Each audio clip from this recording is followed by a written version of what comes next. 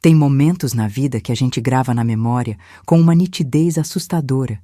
O cheiro do ar condicionado gelado, o barulho dos saltos no piso de mármore, o murmúrio das pessoas na fila. Eu me lembro de tudo, de cada detalhe daquele dia, porque foi o dia em que 19 anos de silêncio finalmente encontraram a voz que eu sempre soube que existia dentro de mim. Só estava esperando o momento certo para sair. Era uma terça-feira de agosto, daquelas manhãs de inverno paulista que enganam a gente. O sol bate forte nas calçadas, mas o vento faz você se arrepender de ter saído de casa sem casaco. Eu tinha chegado ao banco 20 minutos antes de Fábio. Não por acidente, por planejamento. Porque tudo o que aconteceu naquela agência do Bradesco, na Avenida Presidente Vargas, no coração de Ribeirão Preto, eu havia ensaiado na minha cabeça pelo menos 400 vezes nos últimos 3 meses, cada passo, cada palavra, cada silêncio. Estava sentada numa das cadeiras da área de espera, com a bolsa no colo e o celular na mão, fingindo ler alguma coisa na tela quando ouvi a porta de vidro automática deslizar. Não precisei levantar os olhos para saber que era ele. Reconheci o passo. 19 anos morando com uma pessoa e você aprende a reconhecer o som dos sapatos dela no chão.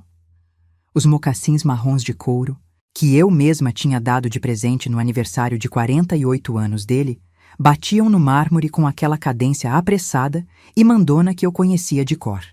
Fábio Menezes entrou na agência como se fosse o dono do lugar. Não é metáfora.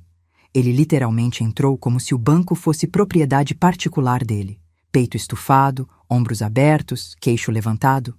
Tinha aquele jeito de andar que eu já vi em outros homens como ele. O jeito de quem passou a vida toda sendo aplaudido por existir e confundiu isso com competência. Ele varreu a fila com os olhos, avaliou cada pessoa ali como se estivesse calculando quem merecia ou não estar no mesmo espaço que ele, e então me viu.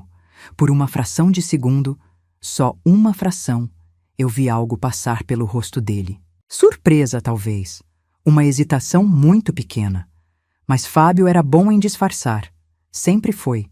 Era uma das primeiras coisas que eu tinha aprendido sobre ele lá no começo, quando ainda achava que aquela autoconfiança toda era charme.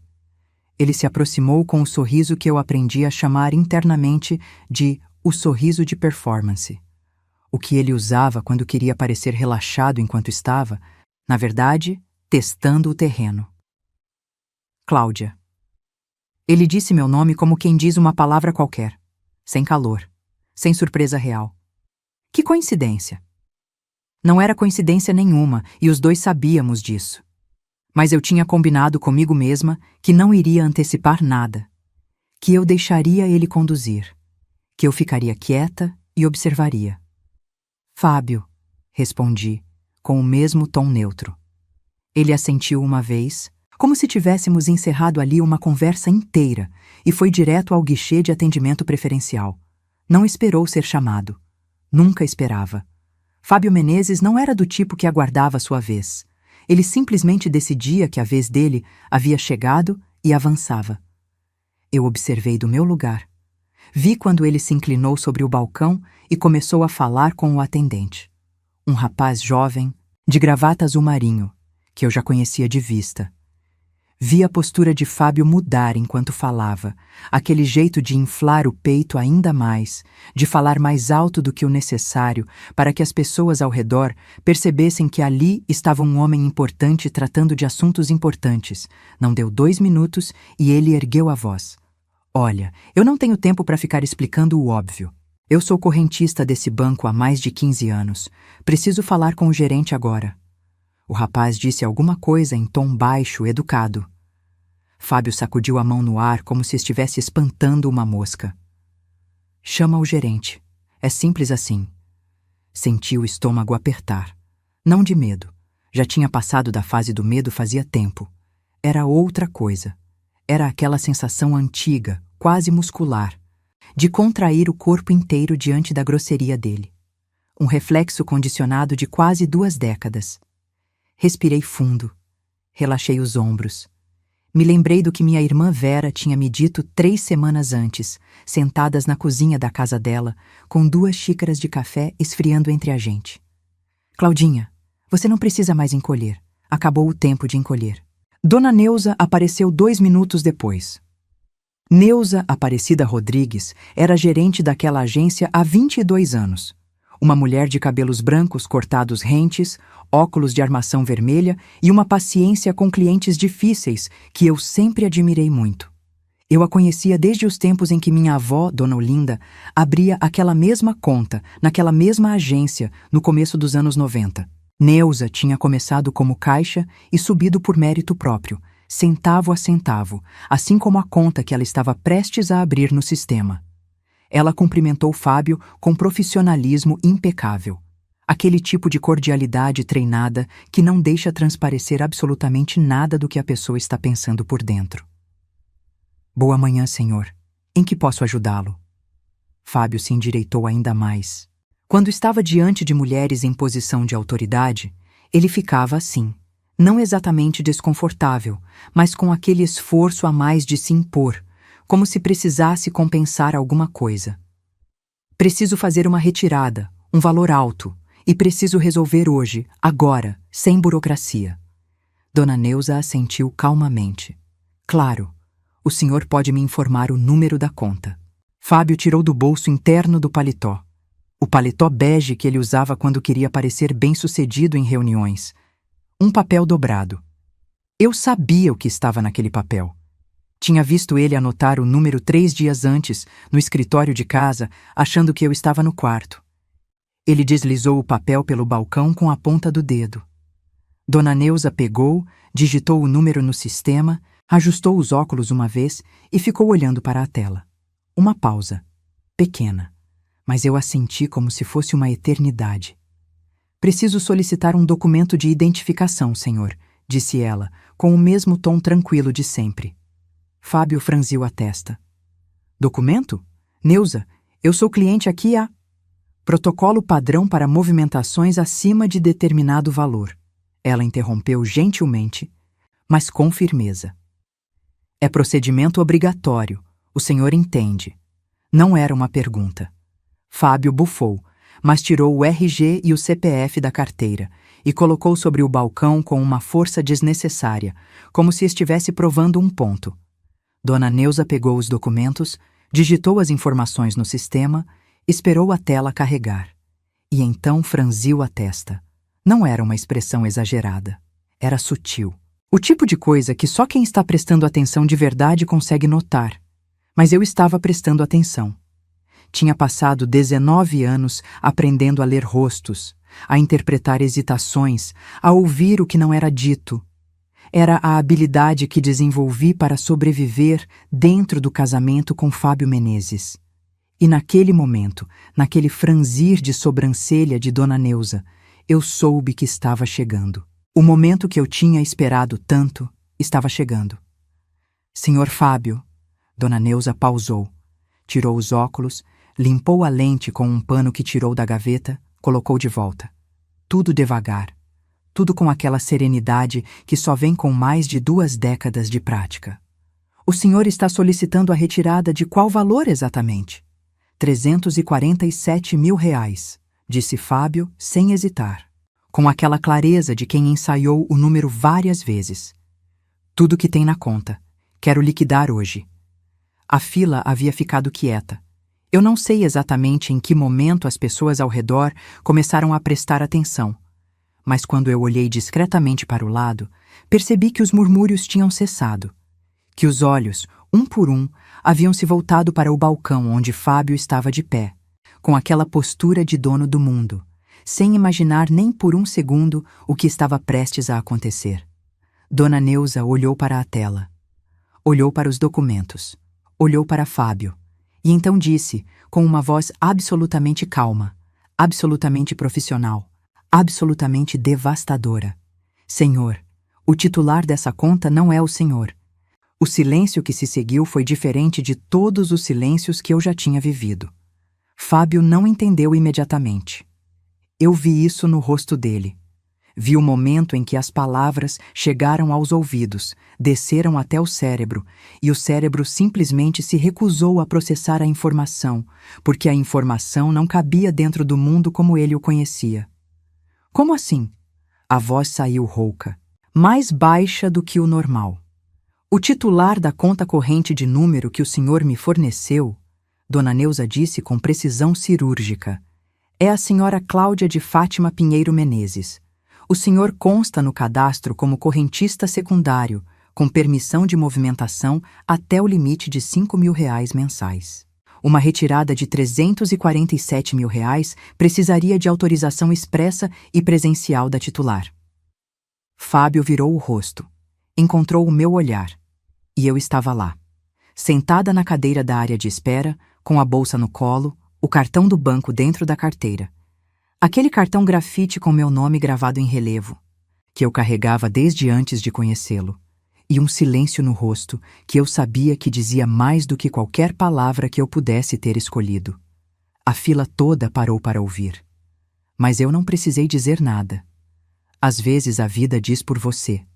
Às vezes, 19 anos de paciência, de silêncio, de construção cuidadosa e silenciosa se organizam num único momento que não precisa de discurso, que não precisa de drama, que só precisa de um número numa tela e de alguém que sempre soube, desde o primeiro dia, de quem era aquela conta. E se você quer descobrir o que aconteceu depois que Fábio Menezes entendeu que nunca foi o dono de nada que ele pensava que era seu, se inscreva agora no canal e ativa o sininho, porque o que aconteceu a seguir ninguém poderia imaginar. Deixa seu like se você já passou por algo parecido.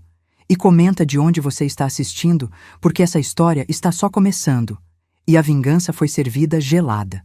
Mas para entender como eu cheguei até aquela cadeira de couro bege no meio de uma agência bancária em Ribeirão Preto, com o coração tranquilo e os pés firmes no chão, enquanto o mundo de Fábio Menezes desmoronava a 3 metros de mim, você precisa voltar comigo. Precisa entender de onde eu vim, o que eu construí, o que eu perdi, e o que eu nunca, em momento nenhum, deixei que ele tocasse. Eu nasci em Franca, uma cidade menor, a pouco mais de 1 hora de Ribeirão, famosa pelo couro, pelo calçado, pelo jeito hospitaleiro das pessoas e por aquela luz de fim de tarde que bate diferente nas casas cor-de-rosa do centro histórico. Minha avó, Dona Olinda, era costureira. Minha mãe, professora de escola pública.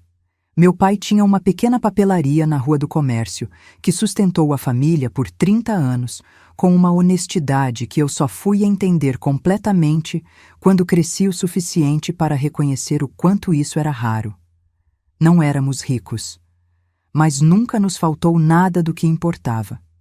Havia comida na mesa, livros na prateleira e uma régua muito clara dentro de casa sobre o que se faz e o que não se faz. Minha avó, Olinda, tinha um ditado que ela repetia sempre, enquanto costurava com aquelas mãos pequenas e ágeis. Claudinha, dinheiro que você ganha com suor próprio tem um cheiro diferente. Não deixa ninguém pegar esse cheiro de você. Eu tinha 18 anos quando minha avó morreu. Deixou para mim. E só para mim. Uma conta poupança que ela havia alimentado durante 40 anos. Real por real. Cruzeiro por cruzeiro. Com a teimosia silenciosa de quem sabe que o futuro pertence a quem se prepara para ele. 82.000 cruzeiros reais, que na época do Plano Real viraram uma quantia que parecia absurda para uma menina de cidade pequena que nunca tinha tido conta em banco na vida. Foi Dona Olinda quem me levou à agência do Bradesco em Franca, 2 meses antes de morrer, ainda com força suficiente para caminhar com a bolsinha preta no braço e o cabelo penteado com aquele capricho de mulher que se respeita. Ela mesma abriu a conta, colocou tudo no meu nome, só no meu nome, e me olhou com aqueles olhos cor-de-mel que eu amava tanto e disse: "Isso é seu, de mais ninguém. Guarda esse número como guarda seu próprio nome." Guardei. Fui para Ribeirão Preto aos 22 anos para fazer faculdade de Ciências Contábeis na UNAERP. Escolhi contabilidade porque eu entendia de números desde pequena, porque me dava satisfação aquela lógica precisa de débito e crédito, de balanços que precisam fechar, de contas que precisam fazer sentido. Trabalhei durante toda a graduação num escritório de contabilidade no centro, ganhando um salário modesto que eu administrava com o cuidado de quem sabe que não tem rede de segurança além de si mesma. A conta da minha avó ficou intocada. Eu tinha horror de mexer nela. Não por superstição, mas porque aquele dinheiro tinha um peso diferente para mim. Tinha o peso das mãos dela sobre o tecido, das noites costurando sob a luz amarela do quarto, de 40 anos de disciplina. Eu não conseguia encarar aquilo como dinheiro comum. Era herança no sentido mais verdadeiro da palavra, não o sentido burocrático de cartório e inventário, mas o sentido de algo que uma pessoa te passa junto com tudo que ela aprendeu sobre o mundo. Conheci Fábio no meu segundo ano de faculdade. Ele tinha 26 anos, era representante comercial de uma distribuidora de bebidas e tinha aquele sorriso que eu, com 23 anos e pouca experiência com homens de sorriso fácil, confundi com generosidade. Era bonito. Não de uma beleza discreta, mas do tipo que entra numa sala e faz as pessoas notarem. Alto, ombros largos, uma conversa fácil e cheia de histórias de viagem, de negócios, de lugares que eu ainda não tinha visitado. Na nossa primeira conversa, numa festa de colegas de faculdade num apartamento no bairro Jardim Paulista, ele me perguntou o que eu estudava. Quando eu disse contabilidade, ele abriu o sorriso maior ainda e disse: "Que sorte a minha! Finalmente alguém que sabe o valor do dinheiro." Eu deveria ter prestado mais atenção naquilo. No jeito que ele disse sorte a minha, como se eu fosse uma descoberta útil. Mas tinha 23 anos e não sabia ainda que existem homens que olham para uma mulher competente e enxergam conveniência onde deveriam enxergar respeito. Namoramos 2 anos. Casamos numa cerimônia simples no civil, com jantar na casa dos meus pais em Franca e lua de mel em Bonito, no Mato Grosso do Sul, que foi o lugar mais bonito que eu tinha visitado na vida até então. Eu me lembro de ter chorado de emoção vendo o Rio da Prata pela primeira vez, aquela água cristalina e fria, e Fábio me olhando com uma ternura que eu levei muito tempo para entender que tinha prazo de validade. No primeiro ano de casamento, transferi minha conta de Franca para a agência de Ribeirão Preto. Mantive tudo no meu nome, como minha avó havia me ensinado. Fábio pediu para ser incluído como correntista secundário porque dizia que era mais prático, que às vezes precisava movimentar valores quando eu estava trabalhando e não conseguia atender o telefone. Parecia razoável. Parecia o tipo de praticidade que casais funcionais adotam sem drama. O que Fábio não entendeu, e nunca se preocupou em verificar, é que correntista secundário e titular são categorias completamente diferentes dentro de um contrato bancário. Um titular tem poder pleno sobre a conta. Um secundário tem apenas o que o titular autoriza. E a autorização que eu havia assinado anos antes limitava a movimentação dele a R$ 5.000 mensais. Um valor que na época parecia mais do que suficiente para qualquer emergência doméstica. Fábio nunca leu o contrato. Isso me diria muito sobre ele nos anos seguintes. Era um homem que assinava papéis sem ler, que tomava decisões sem verificar, que assumia que entendia as regras de qualquer jogo só porque tinha jogado versões parecidas antes. A autoconfiança dele não era construída sobre conhecimento.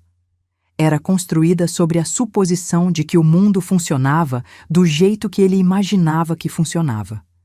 Nos primeiros 5 anos de casamento, eu ainda achava que isso podia melhorar. Mateus nasceu no 3º ano, Letícia no 5º. E com os filhos vieram as primeiras negociações que eu nem sabia que estavam acontecendo. Fábio viajava muito a trabalho, representante comercial que atendia uma carteira de clientes espalhados por todo o interior paulista.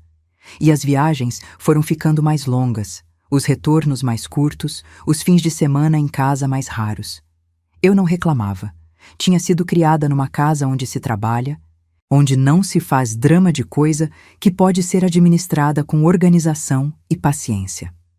Cuidei das crianças, mantive meu trabalho de contadora home office para 3 escritórios diferentes, Administrei a casa, paguei as contas, organizei a vida dos 4 com aquela eficiência silenciosa que mulheres como eu desenvolvem, porque ninguém mais vai fazer se a gente não fizer. Fábio chegava de viagem, ficava 2 dias, saía de novo. E foi num desses retornos, quando Mateus tinha uns 7 anos e Letícia 5, que eu ouvi pela primeira vez o tom que, com o passar dos anos, se tornaria o som de fundo permanente do nosso casamento. Eu tinha pedido que ele ficasse no fim de semana porque Mateus ia ter uma apresentação na escola. Era uma coisa pequenininha. Uma peça de teatro de 12 minutos sobre folclore brasileiro. Mas para um menino de 7 anos, era o centro do universo. Fábio disse que não podia, que tinha reunião em Barretos na segunda de manhã cedo e que precisava ir no domingo. Quando eu disse que era importante que Mateus ia perguntar pelo pai, ele me olhou com uma expressão que eu não tinha visto antes. Não era raiva. Era algo mais frio do que raiva. Era impaciência misturada com desdém, como quem olha para uma criança que insiste em mostrar um desenho quando tem coisas sérias para fazer. Cláudia, ele disse, com aquela voz pausada que usava quando queria que eu entendesse que estava sendo paciente além do que considerava necessário, você cuida das coisas de casa. Eu cuido do dinheiro que paga essa casa. Cada um no seu quadrado.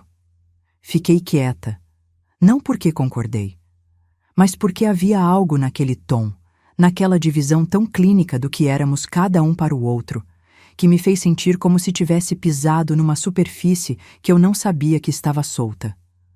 Um piso que parecia firme e que, de repente, cedeu 1 centímetro, só 1 centímetro, mas o suficiente para me lembrar que eu precisava prestar atenção aonde estava pisando.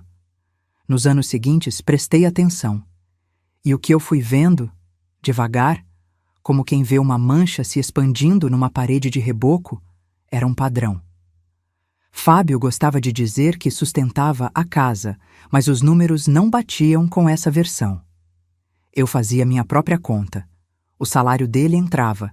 Uma parte ia para as despesas fixas e outra parte desaparecia em categorias que ele nunca explicava muito bem.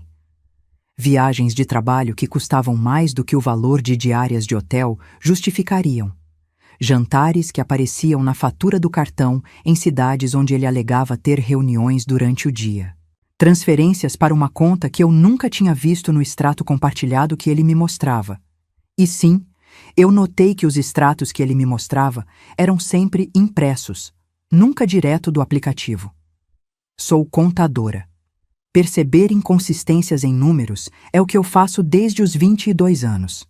Não é talento, é treinamento. E o treinamento dizia que aquelas contas não fechavam.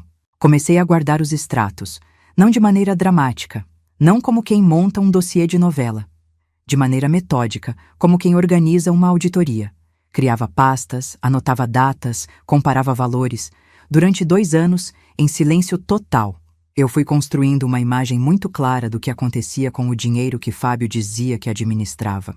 E a imagem que se formou era de um homem que gastava aproximadamente R$ 3.400 por mês com algo que não era a família. Foi minha irmã Vera que confirmou o que eu já suspeitava. Vera é 2 anos mais nova que eu, formada em Direito pela USP de Ribeirão, especializada em Direito de Família. É o tipo de pessoa que combina a precisão de uma advogada com a lealdade feroz de quem cresceu dividindo quarto com você e sabe exatamente quem você é por baixo de tudo. Quando eu finalmente me sentei com ela numa tarde de maio, com as pastas de extratos espalhadas pela mesa da cozinha dela, ela ficou quieta por um longo tempo analisando tudo. Depois tirou os óculos, esfregou os olhos e disse: "Claudinha, você tem certeza que quer saber?" "Já sei", eu respondi. "Só preciso que você confirme o que fazer com isso." Vera contratou um investigador particular. Levou 3 semanas. O relatório voltou com fotos, datas e o nome de uma mulher que eu nunca tinha ouvido falar. Daniela, 32 anos, morando num apartamento em São José do Rio Preto, num endereço que Fábio visitava em média 2 vezes por mês há pelo menos 4 anos. 4 anos. Eu me lembro de onde eu estava quando Vera me mostrou as fotos. Estava sentada na mesma cadeira de sempre na cozinha dela, com o café que eu nem tinha tocado, esfriando do lado. Olhei para as imagens com uma calma que eu mesma estranhei um pouco. Não veio o choro, não veio o grito. Veio uma espécie de confirmação clínica de algo que alguma parte de mim já sabia, já carregava, já tinha processado em fragmentos durante anos de noites acordada, de extratos que não batiam, de fins de semana cancelados e explicações que nunca eram completamente convincentes. O que veio de verdade foi clareza. Uma clareza enorme, quase física, como quando você abre a janela num dia de inverno e o ar frio entra de uma vez só e acorda tudo dentro de você. Eu não ia embora em silêncio. Não ia assinar papel nenhum que ele colocasse na minha frente. Não ia deixar que 19 anos de trabalho meu, de contabilidade invisível dessa família, de contas pagas enquanto ele gastava em outro lugar, desaparecessem numa separação mal feita que ele certamente já estava planejando nos próprios termos. Vera olhou para mim com aquele olhar de irmã que conhece você de cor. O que você quer fazer? Peguei o café, tomei um gole, ainda estava quente o suficiente. Eu quero que ele acredite que está no controle, eu disse, até o momento em que ele descobrir que nunca esteve. Vera sorriu. Um sorriso pequeno, de quem reconhece a irmã que sempre esteve lá por baixo de todo o resto. E foi aí que começamos a planejar. Existe uma diferença muito grande entre reagir e agir. Durante anos eu havia reagido ao silêncio de Fábio, à sua ausência, às suas palavras cortantes jogadas de passagem como quem joga uma pedra num lago, sem se importar com as ondas que faz. Reagir é o que acontece quando você ainda acredita que o outro vai mudar, quando você ainda está esperando que algo externo resolva o que é interno, quando você ainda está, no fundo, pedindo permissão para existir dentro do próprio casamento. Agir é diferente. Agir começa por dentro. Começa num lugar quieto, no meio da madrugada, quando as crianças dormem e a casa está em silêncio, e você finalmente para de negociar com a versão de você mesma que ainda tem medo. Agir começa quando você olha para o espelho do banheiro às 2 da manhã, com o rosto lavado e os olhos cansados, e diz para a mulher que está te encarando de volta: chega, não com raiva, com decisão, que é uma coisa completamente diferente. A raiva passa, a decisão fica. A primeira coisa que fiz, 3 dias depois da conversa na cozinha de Vera, foi marcar uma consulta com minha ginecologista.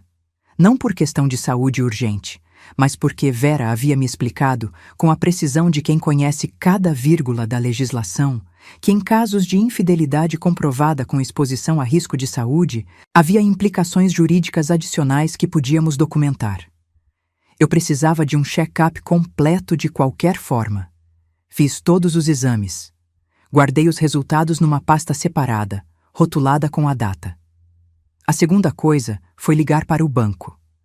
Não para a agência, para a central de atendimento, num sábado de manhã em que Fábio tinha viajado para Rio Preto, eu já sabia para quê. E as crianças estavam na casa da minha mãe, em Franca. Liguei, me identifiquei como titular da conta e solicitei uma revisão completa das permissões do correntista secundário. A atendente me explicou os limites já existentes. Confirmei que o teto de R$ 5.000 mensais estava correto. Pedi que qualquer movimentação acima desse valor, por qualquer meio, gerasse uma notificação imediata para o meu celular e para o meu e-mail. A atendente disse que sim, que era possível, que estava feito.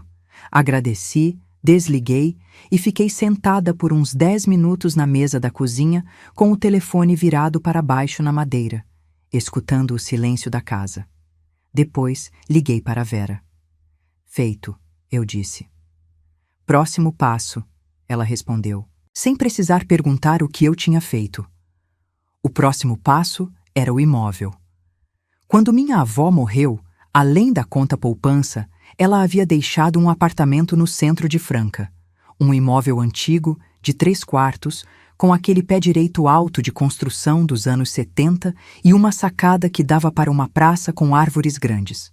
Minha avó vivia sozinha nele desde que meu bisavô falecera e havia deixado tudo documentado em cartório com uma clareza admirável para uma mulher que nunca cursou nem o ginasial.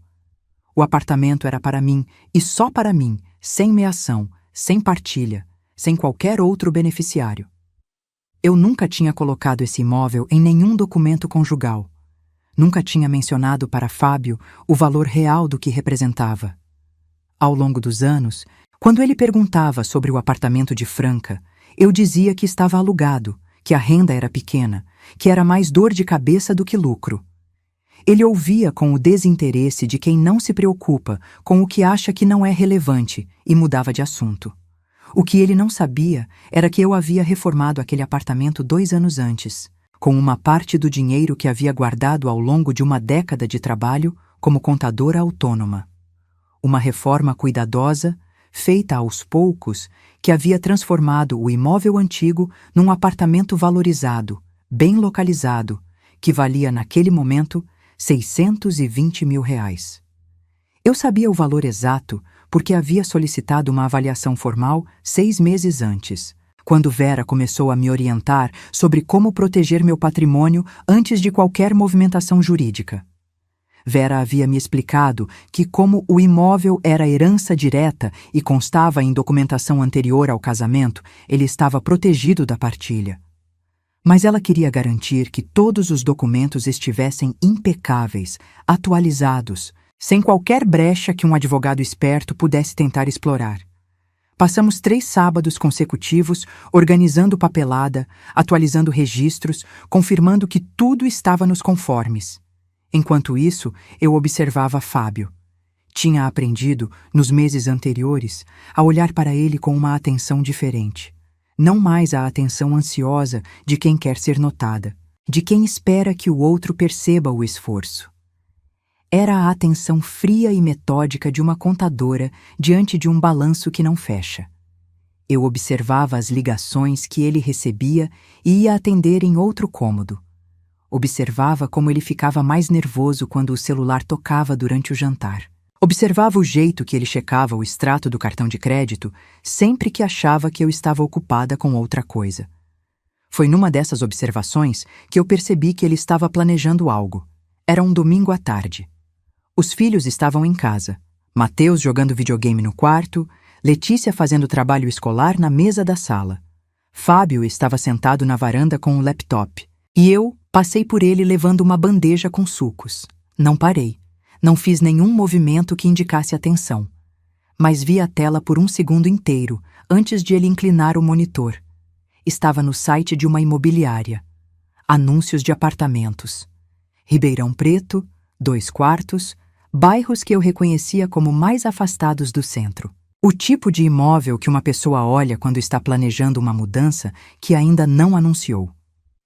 Fui para a cozinha. Coloquei a bandeja na pia. Fiquei parada por um momento, olhando pela janela para o quintal, para o pé de limão que eu tinha plantado logo depois que Letícia nasceu, e que agora já estava grande o suficiente para dar sombra. Ele estava se preparando para sair. Estava organizando a própria saída sem me dizer nada. O que significava que, quando ele fosse, tentaria levar o máximo que pudesse. Mandei mensagem para Vera naquela mesma noite. A resposta dela demorou 2 minutos. Eu sei, eu já estava esperando isso. Amanhã a gente fala. Na segunda-feira de manhã, Vera me ligou cedo. Tinha contactado um colega dela especializado em dissolução de sociedades conjugais, porque é disso que se trata, no fim das contas, um casamento com patrimônio construído em conjunto, uma sociedade. E como toda sociedade, o que determina quem fica com o que é quem tem o que documentado no próprio nome. Claudinha, Vera disse, com aquela voz de quem vai dar uma informação importante e quer que você preste atenção, do jeito que as coisas estão, se ele entrar com o divórcio amanhã, ele vai tentar reivindicar metade da conta corrente, que tecnicamente está sujeita à partilha por ser conta conjunta, mesmo que a titularidade seja sua. Quanto tempo eu tenho? Perguntei.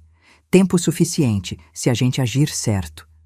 O plano que Vera e o colega dela montaram era simples na estrutura e sólido nos fundamentos. Primeiro, eu precisava documentar formalmente, com provas, a infidelidade, o que o investigador já havia feito. Segundo, precisávamos demonstrar que parte do patrimônio havia sido dilapidado durante o casamento para sustentar a relação extraconjugal, o que os extratos que eu havia guardado ao longo de 2 anos ajudavam a comprovar. Terceiro, com esses 2 elementos, eu poderia entrar com a ação de divórcio em condições muito mais favoráveis do que se simplesmente esperasse que ele se movesse primeiro. Mas havia um quarto elemento que Vera guardou para o final da conversa. Você precisa deixar que ele acredite que está um passo à frente, ela disse. Enquanto ele acha que controla o timing, ele não vai apressar nada. Não vai fazer movimentos bruscos e a gente precisa que ele fique quieto por mais algumas semanas. Quanto tempo? Perguntei de novo. 3 semanas, no máximo. 3 semanas para que os documentos ficassem prontos. Para que o advogado dela protocolasse os papéis corretos nos lugares corretos. Para que eu retirasse da conta corrente, em parcelas dentro do meu direito como titular, um valor que ficaria guardado numa conta separada, aberta no meu nome, em outro banco, que Fábio desconhecia completamente. Não era desonestidade. Era o que Vera chamou de proteção patrimonial preventiva. Como titular da conta, eu tinha pleno direito de movimentá-la. Cada transferência ficou documentada, com data e justificativa, numa planilha que eu atualizava toda semana, com a meticulosidade de quem passou a vida fazendo isso profissionalmente. Nas 3 semanas seguintes, vivi uma vida dupla que me ensinou mais sobre mim mesma do que qualquer outra coisa que já tinha passado. De dia, eu era a mesma Cláudia de sempre. Acordava os filhos, preparava café, atendia meus clientes de contabilidade, jantava com a família quando Fábio estava em casa, escutava quando ele falava, respondia quando era necessário. De noite, depois que a casa dormia, eu organizava planilhas, revisava documentos com Vera por mensagem, verificava extratos, confirmava cada passo do plano. Fábio não percebeu nada, porque nunca havia prestado atenção suficiente em mim para perceber a diferença entre a Cláudia que estava apenas sobrevivendo e a Cláudia que estava agindo. Dona Neuza foi a terceira aliada, mas a mais importante para o momento final. Ela e eu nos conhecíamos há tantos anos que a relação havia extrapolado a formalidade bancária fazia tempo. Quando minha avó ficou doente, nos últimos meses, Dona Neuza havia ajudado a processar algumas transferências com uma agilidade e um cuidado que eu nunca esqueci. Nos anos seguintes, sempre que eu precisava de alguma orientação sobre a conta, era ela quem eu procurava. Éramos o tipo de conhecidas que não saem para jantar, mas que se cumprimentam pelo nome, com um calor genuíno, que sabem de fragmentos importantes da vida uma da outra, sem nunca ter feito disso uma amizade declarada. Eu fui até a agência numa quinta-feira de manhã, sozinha, sem Fábio. Sentei na sala de Dona Neuza e coloquei as coisas na mesa, literalmente, a documentação da titularidade da conta, o limite de movimentação do correntista secundário, e uma explicação muito direta do que eu acreditava que ia acontecer nos dias seguintes. Dona Neuza me ouviu com atenção. Não interrompeu. Quando eu terminei, ela ficou em silêncio por uns segundos, com as mãos entrelaçadas sobre a mesa, e depois disse: Cláudia, eu vou ser honesta com você. Do ponto de vista do banco, o protocolo é claro. A titularidade determina tudo. Se alguém que não seja a titular tentar fazer uma movimentação acima do limite autorizado, o banco é obrigado a recusar. Não é uma questão de escolha minha. É contrato. Ela fez uma pausa. Mas eu vou garantir pessoalmente que se e quando isso acontecer, o procedimento seja seguido com toda a atenção que o caso merece. Era tudo que eu precisava ouvir. Saí daquela agência com o sol de agosto, batendo de frente no rosto e os ombros mais leves do que estavam havia anos. Não era leveza de quem escapou de algo. Era leveza de quem está, finalmente, exatamente onde planejou estar. Fábio me ligou naquela tarde. Disse que ia viajar no fim de semana, mas que voltava na terça, que precisava acertar umas coisas. A voz era diferente, eu notei, mais contida do que o normal, com aquela tensão controlada de quem está planejando um movimento e ainda não quer que a outra pessoa saiba. Tudo bem, eu disse. Você está bem? Ele perguntou, o que era incomum. Fábio raramente perguntava como eu estava. Estou ótima, respondi. E era verdade.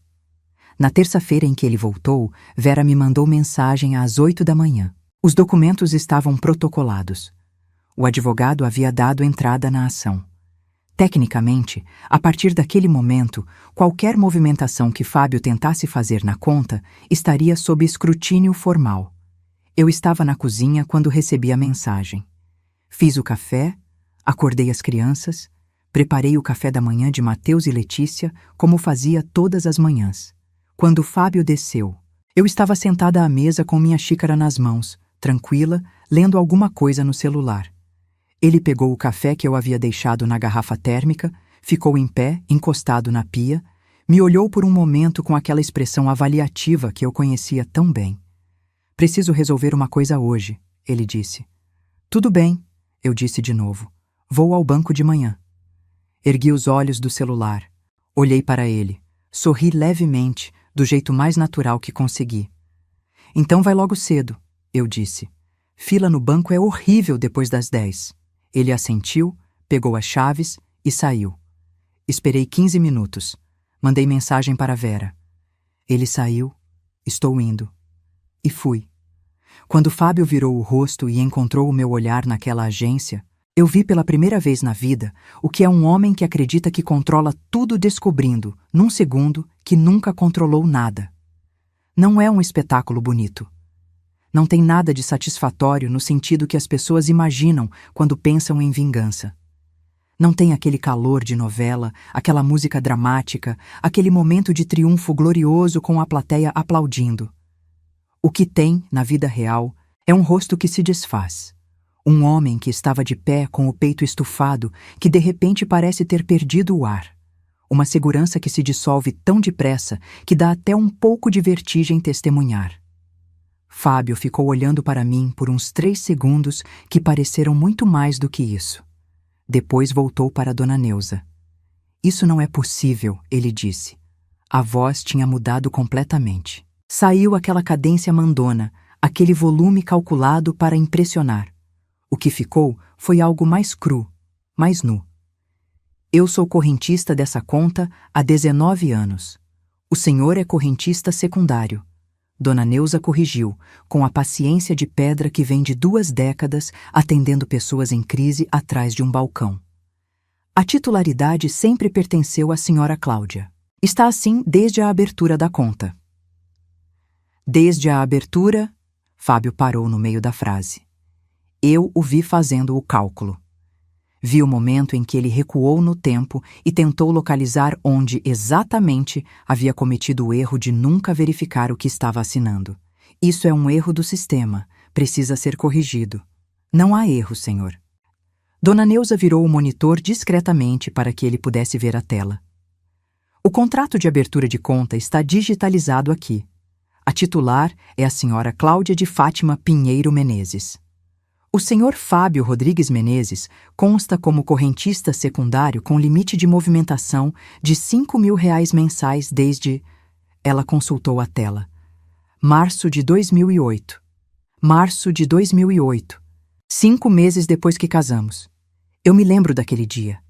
Me lembro de ter sentado com o gerente da época, um senhor de cabelos brancos chamado Dr. Hélio, que explicou cada cláusula com cuidado antes de pedir minha assinatura. Me lembro de ter lido tudo. Me lembro de Fábio na cadeira ao lado, com o celular na mão, respondendo mensagens enquanto o Dr. Hélio falava, assinando onde eu indicava sem levantar os olhos do telefone. Nunca leu. Nunca verificou. Assumiu que sabia, porque sempre assumia que sabia, porque para um homem como Fábio Menezes, o mundo funcionava de acordo com as versões que ele construía na própria cabeça. E verificar os fatos seria admitir que talvez a cabeça dele não fosse a fonte mais confiável de informação sobre a realidade. Ele se virou para mim completamente. A fila continuava quieta. Eu tinha consciência periférica de pelo menos 6 ou 7 pessoas que haviam parado completamente o que estavam fazendo. Uma moça de cabelos presos que segurava um envelope. Um senhor mais velho com a senha na mão. O rapaz de gravata azul marinho que havia atendido Fábio inicialmente e que agora estava parado a 2 metros, visivelmente sem saber se devia se afastar ou ficar. Cláudia. A voz de Fábio saiu diferente de todas as outras vezes que ele havia dito meu nome. Sem o tom de quem está me incluindo numa frase como detalhe secundário. Com uma intensidade que eu não reconhecia nele. A gente precisa conversar. Me levantei da cadeira devagar. Peguei a bolsa. Caminhei até o balcão, não até ele, até Dona Neuza, e disse com uma clareza que eu não sabia que tinha até aquele momento. Dona Neuza, eu gostaria de fazer uma movimentação na minha conta, por favor. Dona Neuza assentiu, profissional até o fim. Claro, Dona Cláudia. Por aqui. Fábio deu um passo na minha direção. Você não vai... Senhor. Itos. O rapaz de gravata azul apareceu entre nós com uma rapidez surpreendente para alguém que parecia indeciso 2 segundos antes. O senhor pode aguardar na área de espera, por favor. Tem outras pessoas sendo atendidas. A cena que se seguiu levou talvez 20 minutos, mas eu a vivo até hoje em câmera lenta. Enquanto Dona Neuza me atendia no balcão, eu ouvi Fábio ligar para alguém. Não deu para ouvir o que dizia, porque ele foi para um canto mais afastado e baixou a voz. Mas a linguagem corporal dizia tudo. Ombros contraídos, mão passando pelo cabelo repetidamente, o pé batendo no chão no ritmo de quem está contendo alguma coisa que quer explodir. 2 ligações. 3. Na terceira, ele se afastou completamente para fora da agência. Eu concluí o que precisava concluir com Dona Neuza. Assinei o que precisava assinar, guardei os documentos na bolsa com cuidado e agradeci a ela com uma sinceridade que foi além de qualquer protocolo bancário. Ela me olhou por cima dos óculos vermelhos com uma expressão que não era exatamente sorriso, mas que tinha toda a substância de um. Quando saí da agência, Fábio estava do lado de fora, encostado na parede de granito escuro do prédio, com o celular na mão e uma expressão que eu nunca tinha visto nele em 19 anos. Era medo. Não o medo agitado de quem grita ou ameaça. Era o medo quieto, de quem acabou de entender que o chão que achava que pisava não existe. Cláudia, ele se aproximou. Me explica o que está acontecendo. Parei na calçada. O sol de agosto batia de lado. Aquela luz branca e seca do inverno paulista, que não aquece, mas ilumina tudo com uma precisão quase cruel. Olhei para Fábio Menezes, o homem com quem eu havia dormido por 19 anos, com quem eu havia tido 2 filhos, com quem eu havia dividido mesa, cama, conta bancária, e uma versão de vida que ele havia tratado como propriedade particular enquanto eu pagava as contas e cuidava de tudo que ele achava que acontecia sozinho. Está acontecendo o que sempre aconteceu, Fábio, eu disse. A diferença é que agora você está prestando atenção. Ele abriu a boca. Fechou. Vera protocolou os documentos ontem, continuei. A ação de divórcio está registrada. Seu advogado deve ter recebido a notificação essa manhã. Vi quando isso chegou até ele. Vi o exato momento em que a dimensão do que estava acontecendo se expandiu além do banco, além da conta, além daquela calçada. E ele compreendeu que não era um contratempo. Era o fim de um capítulo que eu havia decidido encerrar. Você não pode fazer isso sem... Eu posso, eu interrompi, com uma calma que veio de um lugar muito fundo. Eu sou a titular da conta, Fábio. Eu sou a proprietária do apartamento de Franca. Eu sou a pessoa cujo nome está nos documentos que importam. Você passou 19 anos achando que mandava em tudo e nunca verificou em nome de quem estava o que você achava que era seu. A mandíbula dele estava travada. Os olhos, que normalmente carregavam aquela arrogância fácil, estavam com uma expressão que eu levei 1 segundo para identificar. Era a expressão de alguém que percebe, muito tarde, que subestimou a pessoa errada. A Daniela, ele começou. Não. Eu disse aquela sílaba com tanta firmeza que ele parou imediatamente. Você não vai dizer o nome dela para mim. Não aqui, não agora, não nunca. Isso não é uma conversa sobre ela. Nunca foi sobre ela. É sobre o que você fez com 19 anos de uma vida que eu construí com você, enquanto você gastava em outro lugar o que deveria ser da família. Ele ficou quieto. O investigador tem 4 anos de documentação, continuei. Os extratos que eu guardei cobrem 2 anos de transferências que não aparecem em nenhuma despesa da casa. O advogado de Vera tem tudo. E o relatório médico também está no processo, porque quando alguém coloca a saúde da esposa em risco por uma relação que esconde por 4 anos, isso tem implicações jurídicas que vão além do divórcio simples. O rosto de Fábio passou por várias cores. Uma parte de mim, a parte que ainda carregava a memória de quem ele havia sido nos primeiros anos, sentiu uma pontada de algo. Não arrependimento. Não compaixão, exatamente. Era mais o reconhecimento melancólico de que aquele homem, em algum momento, havia sido outra coisa, ou pelo menos eu havia acreditado que era, e que havia uma distância enorme e irrecuperável entre o homem que eu imaginei que estava casando e o homem que estava parado na minha frente naquela calçada. Eu posso explicar, ele disse com uma voz que tinha perdido completamente a firmeza de antes. Não precisa, respondi. Eu já sei tudo o que preciso saber. Ele tentou mais uma vez.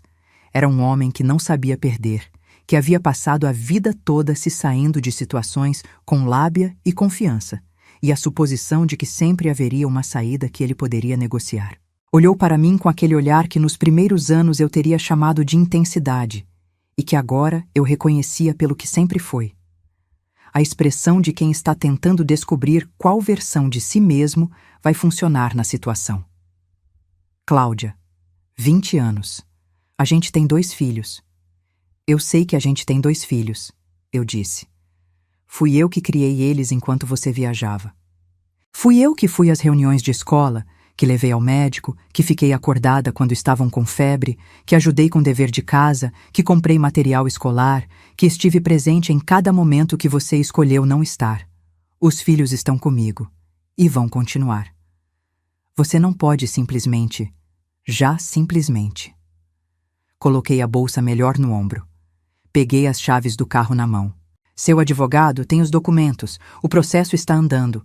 Quando você estiver pronto para conversar sobre a separação de forma adulta e honesta, você faz isso pela Vera. Não comigo, não diretamente. Dei 2 passos em direção ao carro. Cláudia. A voz dele desta vez saiu diferente de todas as outras. Mais baixa, mais nua, sem performance. Eu errei. Parei. Não porque aquelas palavras mudassem alguma coisa. Não porque eu sentisse a menor vontade de voltar atrás, de reconsiderar, de dar a ele aquilo que ele estava procurando com aquelas 2 palavras.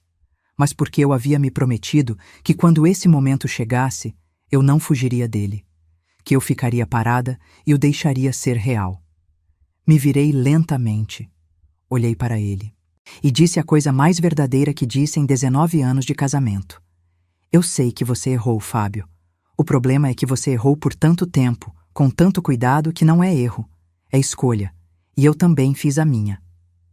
Entrei no carro, coloquei a chave na ignição, e enquanto saía daquela vaga de estacionamento e dobrava na avenida de volta para casa, para os meus filhos, para a minha vida que estava esperando ser vivida de um jeito completamente diferente, eu senti alguma coisa soltar dentro do peito.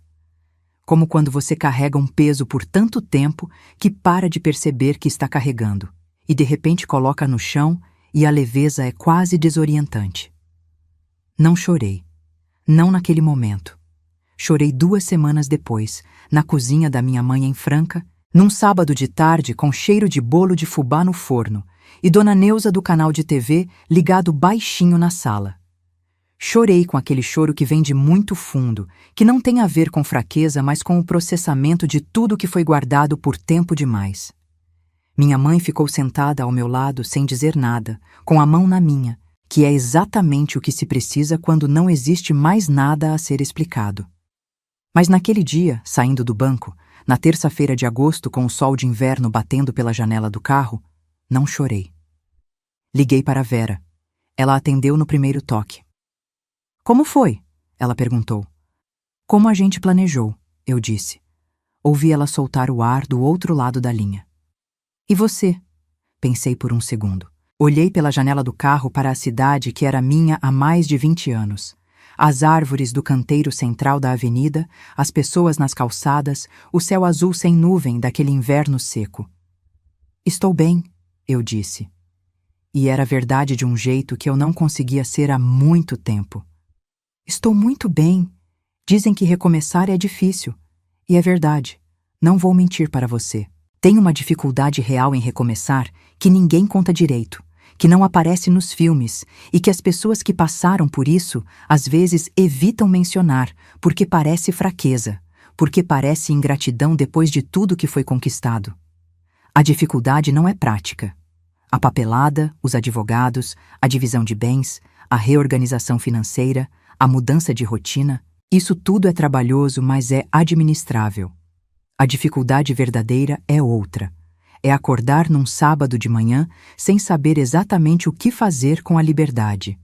É estranhar o silêncio de um jeito que você não esperava, porque por 19 anos o silêncio tinha um peso específico, tinha a textura da ausência de alguém que deveria estar lá, e de repente o silêncio é diferente, é seu. E leva um tempo para aprender a diferença entre silêncio vazio e silêncio pleno.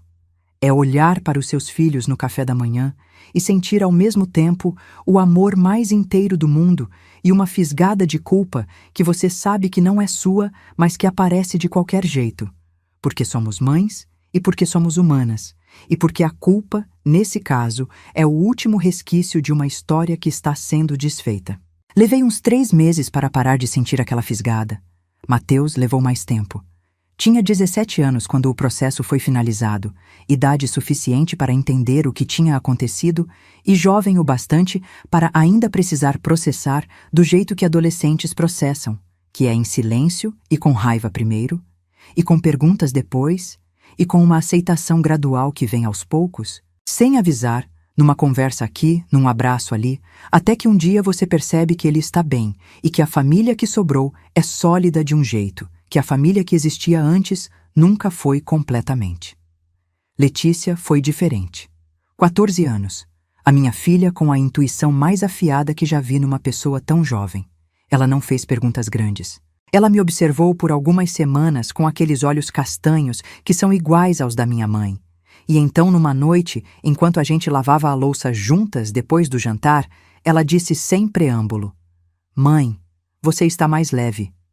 Parei o que estava fazendo. Olhei para ela. "Tô?" perguntei. Ela assentiu com aquela seriedade de menina velha que sempre teve. "Tô vendo faz tempo, você tá mais leve." "Que bom." Não consegui responder nada. Fiquei lá com as mãos na água quente e o coração tão cheio que não cabia mais nada dentro. Minha filha de 14 anos tinha me dado em 2 frases mais do que eu havia buscado por anos em lugares que não tinham para me oferecer. A divisão de bens foi conduzida por Vera com a precisão que eu esperava. Fábio contratou um advogado, claro, um advogado bom, especializado, que tentou várias abordagens ao longo dos meses que o processo durou. Tentaram questionar a documentação da conta. Não conseguiram, porque a documentação era impecável e tinha mais de 20 anos de história registrada. Tentaram argumentar que o apartamento de Franca havia sido valorizado com recursos do casal. Não conseguiram, porque eu tinha documentado cada centavo da reforma com notas fiscais em meu CPF e comprovantes de transferência da minha conta individual. Tentaram negociar uma porcentagem maior sobre outros bens comuns. Chegamos a um acordo justo, porque eu não queria guerra, nunca quis guerra, só queria o que era meu e a garantia de que meus filhos teriam estabilidade. O que Fábio ficou foi o carro, alguns móveis que ele escolheu levar e a lição mais cara que um homem pode aprender: que subestimar uma mulher que sabe o que está fazendo tem um preço que não aparece em nenhuma conta que ele havia imaginado pagar. Soube, por fontes que não vou nomear, mas que são confiáveis, que o apartamento em Rio Preto onde ele visitava a Daniela foi desocupado 3 meses depois que o processo começou. Não sei os detalhes e honestamente não me interesso por eles. O que acontece na vida de Fábio depois daquele estacionamento não é mais minha história. É a história dele. E ele que carregue ela. O que é minha história é o que aconteceu depois. 6 meses após o divórcio ser finalizado, aluguei o apartamento de Franca para um casal jovem, professores universitários, que cuidam do lugar com um carinho que me faz bem saber.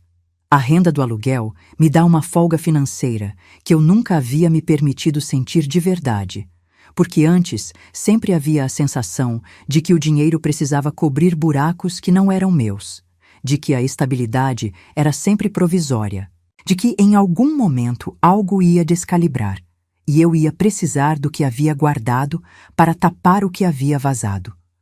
Esse vazamento acabou. Expandi minha carteira de clientes de contabilidade.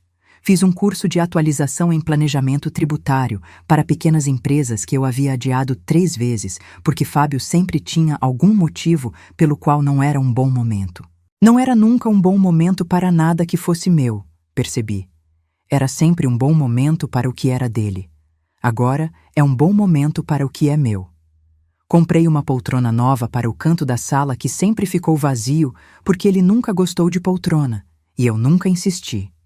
Uma poltrona cor de mostarda, de veludo, que fica do lado da janela que pega sol da tarde. Toda sexta-feira à noite, depois que as crianças se acomodam com o que cada uma precisa fazer, eu me sento naquela poltrona com um livro ou simplesmente fico olhando para o quintal, para o pé de limão da Letícia que está cada vez maior e fico em silêncio por um tempo. Não é o silêncio vazio de antes, é o silêncio pleno de depois.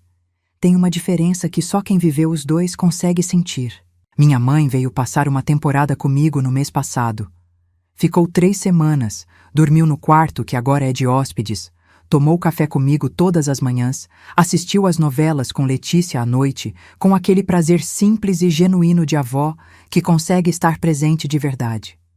Na última manhã, antes de ir embora, ela ficou me olhando pela mesa do café da manhã de um jeito que eu reconheci como o olhar de quem está avaliando se pode dizer uma coisa. Pode falar, mãe, eu disse. Ela sorriu. Pequeno, mas verdadeiro. Sua avó ia ficar orgulhosa de você, ela disse. Ela sempre soube que você ia saber cuidar do que ela deixou. Fiquei um momento sem conseguir falar. Depois disse, eu sei, mãe. Eu senti isso. E senti mesmo. Há uma continuidade em certas histórias que não é mística nem religiosa, mas que é real da mesma forma. A conta que minha avó Olinda abriu num banco de Franca nos anos 90, com o dinheiro de 40 anos de costura, chegou até aquela agência em Ribeirão Preto numa manhã de agosto e disse, pela última vez, mas com a voz mais alta que nunca havia usado, que pertencia a quem sempre pertenceu. O cartão grafite ainda está na minha carteira. Às vezes eu o tiro e fico olhando para ele. Para o meu nome em relevo, as letras um pouco desgastadas de tanto uso, mas ainda completamente legíveis. Cláudia de Fátima Pinheiro Menezes. Não é um cartão bonito por design. É um cartão comum, do tipo que qualquer agência entrega para qualquer titular. Mas para mim, ele tem o peso de todas as coisas que minha avó tentou me ensinar e que eu levei tempo para entender completamente. Que o que é seu precisa estar no seu nome, que o que você constrói merece ser protegido, que silêncio não é o mesmo que fraqueza, mas que há momentos em que ficar quieta é estratégia e há momentos em que falar é necessário, e que saber a diferença entre esses momentos é o trabalho de uma vida. Eu sei a diferença agora. Fábio me mandou uma mensagem no aniversário de Mateus 3 meses atrás.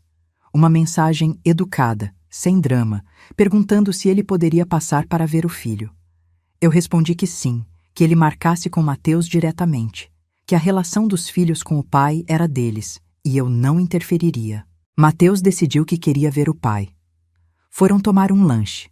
Voltou em 2 horas, tranquilo, sem aquela tensão que carregava no começo. Não sei o que conversaram e não perguntei. Não é mais minha história. Vera me ligou semana passada para me contar que estava namorando de novo, um advogado de São Paulo que conheceu num congresso jurídico e que estava feliz de um jeito que ela mesma disse que não esperava ser tão cedo. Rimos juntas por telefone com aquele riso de irmã que não precisa de contexto, que vem de um lugar anterior a qualquer coisa que a vida fez de nós. E você? Ela perguntou no final. Eu estou construindo, eu disse. Construindo o quê? Pensei por um momento. Olhei pela janela do escritório onde eu trabalhava, as planilhas abertas na tela, a xícara de café do lado, o sol entrando pela veneziana em listras douradas no piso de madeira.